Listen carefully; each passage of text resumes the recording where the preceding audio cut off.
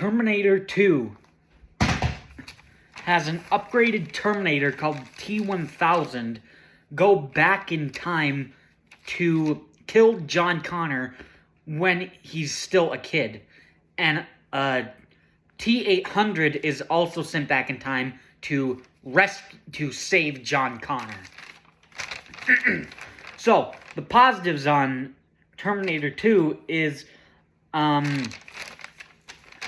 the effects are actually way better in this movie. The skeletons of the T-800s look like cyborgs and not like stop-motion puppets. That was actually a negative in the first movie. So they actually improved upon that.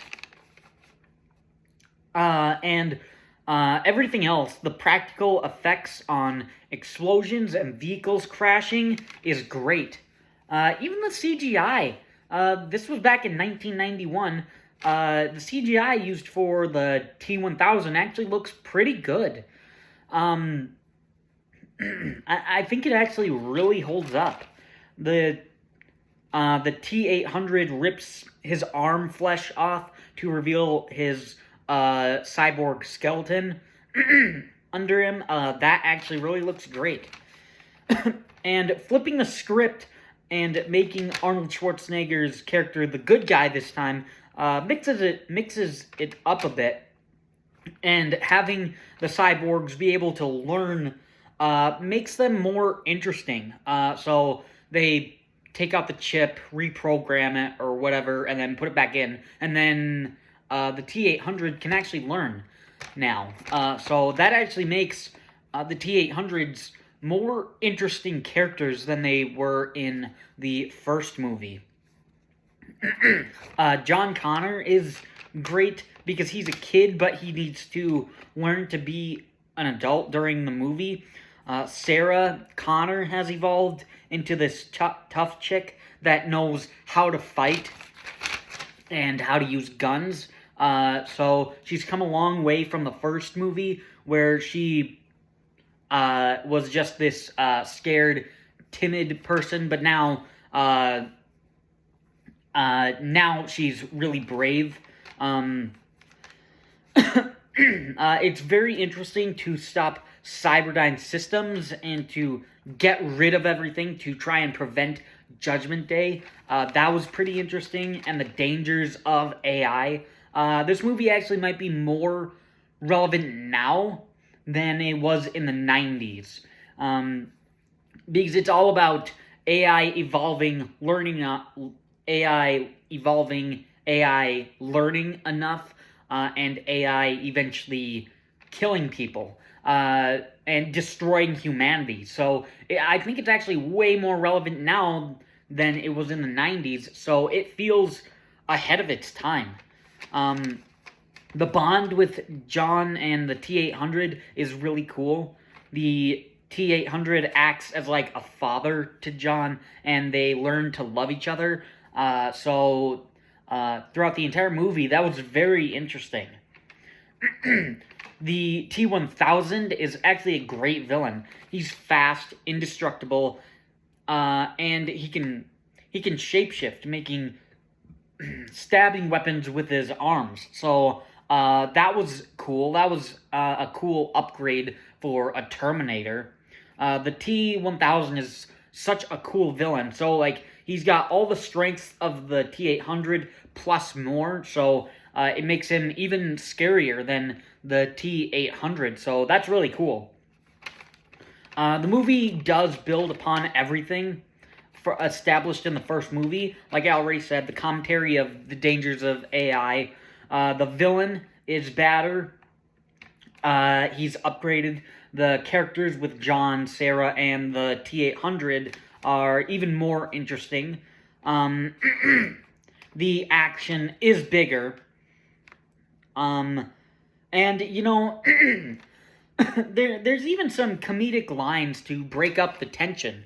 So it did add a little bit more of a fun factor in this movie. So that was pretty cool.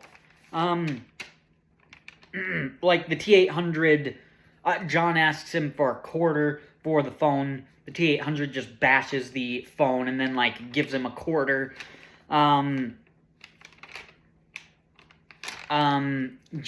says, "Promise me you're not going to kill anybody," and the T-800 says, "I swear I will not kill anybody." And then when they get to the asylum, he shoots the guard in the legs, or in the knees, and he says, "He'll live." And that was pretty funny.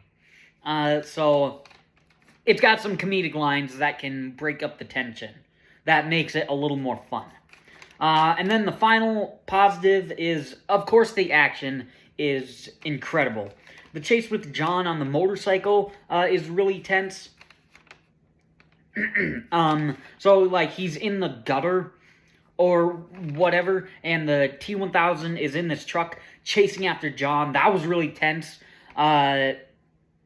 So that has always stuck in my mind as, like, wow, that action sequence is really cool. And I have seen this movie quite a few times.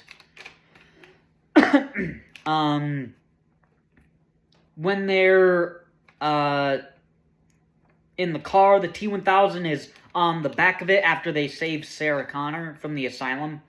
Not save her, but get her out of the asylum. And the T-1000 is trying to kill them. He breaks the back window. That was really cool. There's shooting. The chopper chase near the end is really good.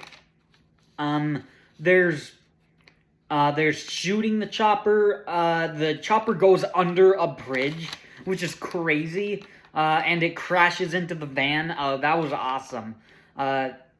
There's one last chase after that with the truck on the highway, and that was awesome. So the action in the movie is awesome. Probably some of the best action I've seen in any movie.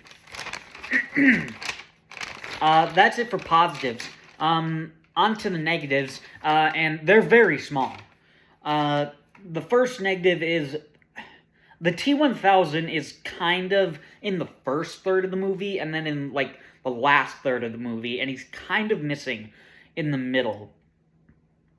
He's kind of missing in the middle of the movie. He shows up here and there. I kind of wish there were more chase scenes with him, because he chases John, and he chases the three characters after the asylum. That's, like, in the beginning of the movie. And then he chases them in the chopper and in the truck at the end of the movie, but, like, he's kind of just hunting them in the middle of the movie, so I kind of wish there were more chases, maybe more fights in the middle of the movie with him. And the only other negative is, the movie is a tad too long. I honestly don't know what they would really cut out. So I wouldn't really watch this a lot, because it is 2.5 hours, so that's a chunk of time. That's not really something they can fix, because I think pretty much everything is important to the movie, so I don't really know what they could do for that. But that's it for negatives. In the end, Terminator 2 is actually a great sequel. It's one of the best action movies I've ever seen. It's better than the Terminator, and I personally think it's better than Die Hard. So Terminator 2 is actually a great movie. That's my review on Terminator 2. Thanks for watching.